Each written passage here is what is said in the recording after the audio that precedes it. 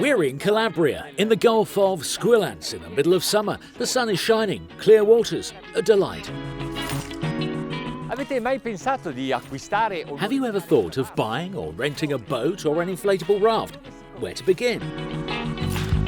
If the engine has an output power equal or less than 40 horsepower, the licence is not needed under Italian law. But remember that the nautical licence course teaches how to sail in a safe and pleasurable way, and everybody should do it once. As far as the hull is concerned, what does a beginner have to know?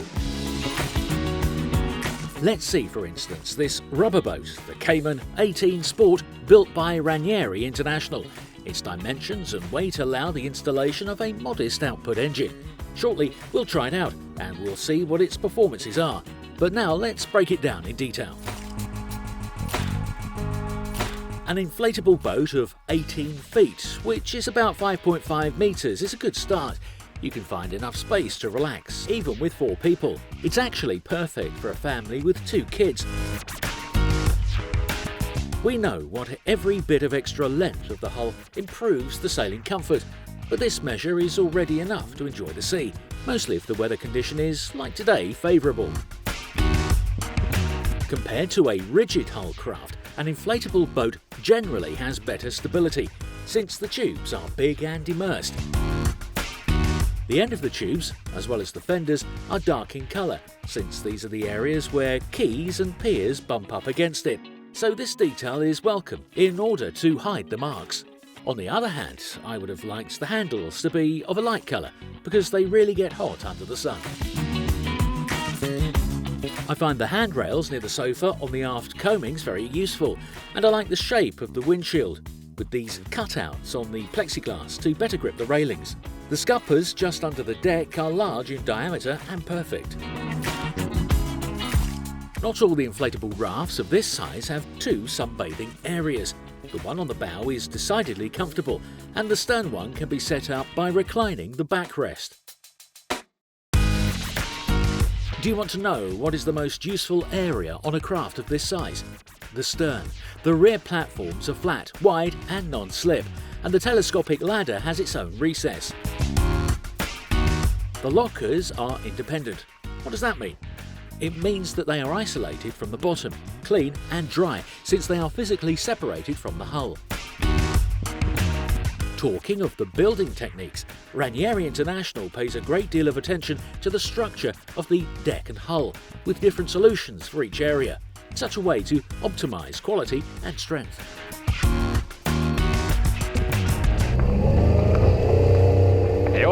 And now, finally, let's try it out. The console is well organised. The steering wheel is shifted on the left side to leave space to some beautiful company on your right side if you like to. If, unfortunately, you're sailing alone, you can take the centre, grip the wheel with your left hand and the telegraph with your right. The control board is built into the console. This way it takes out less space. It's unlikely to bump it accidentally, and this improves the safety on board. Lo stacco va sempre allacciato, subito, appena si parte. È importantissimo perché se perdete... The emergency engine cut-off has to be always installed as soon as you're ready to go. It's very important because if you're losing control, if you're not here at the command, maybe you've fallen overboard. This way the engine stops instantly. Otherwise, if the boat keeps sailing without a pilot, it becomes very dangerous. I don't want to spoil the pleasure of this test, of this boat trip, but let me insist, always secure it. OK, let's start sailing. First thing to do, check that the trim is on its lowest setting, that the propeller is closest to the transom. This way it's easier to bring it to ascent. We're not lacking power, we're planing at a rather low speed, just 10 knots.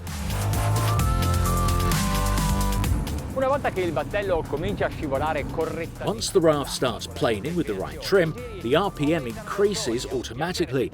It's a pleasure to hear the engine roar, growing louder, and feel the speed increase. We're sailing at 15 knots and the engine is at 4,000 RPM.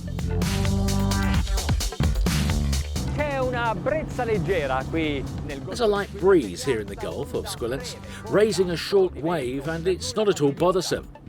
With this type of sea condition, boats travel even faster. Yes, because it's like the hull becomes more easily detached from the water, so it has less resistance. Mano a mano che accelero, Bit by bit, as it accelerates, I also increase the trim slightly, but really just slightly, because the boat will find the correct inclination to the water on its own. ecco, sono a 4.800 giri minuto. Tenete presente. Here, we're at 4,800 RPM. Keep in mind that for most outboard engines, this is the maximum cruising speed. That is, you can keep this speed as long as you want without worrying that it will overheat. And moreover, up to this limit, usually they will achieve the best performance intended as both consumption and speed. Ora, se volete, potete ottimizzare le prestazioni. Now, if you want, you can optimize the performance by a fine trim tuning. It's enough to just touch the switch, listen to the engine, look at the RPM meter and the speedometer, and understand which setup is best. The speed increases without touching the telegraph. That means with no additional consumption.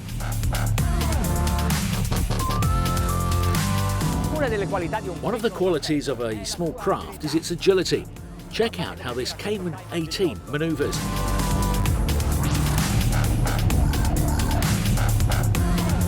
Can you see how small is the turning radius?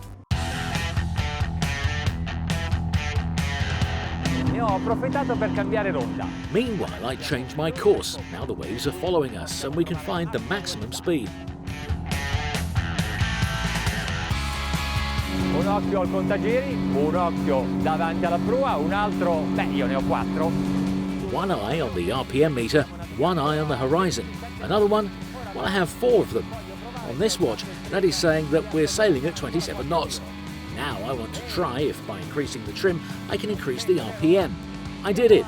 Can you hear that? We're at 6,000 RPM and the speed is now 29 knots. Con il trim così alto, però, dovete tenere la rotta.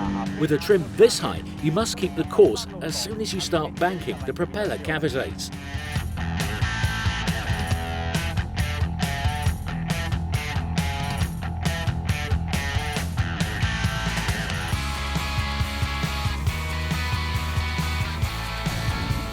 As I always say, you don't need a big boat to enjoy the sea.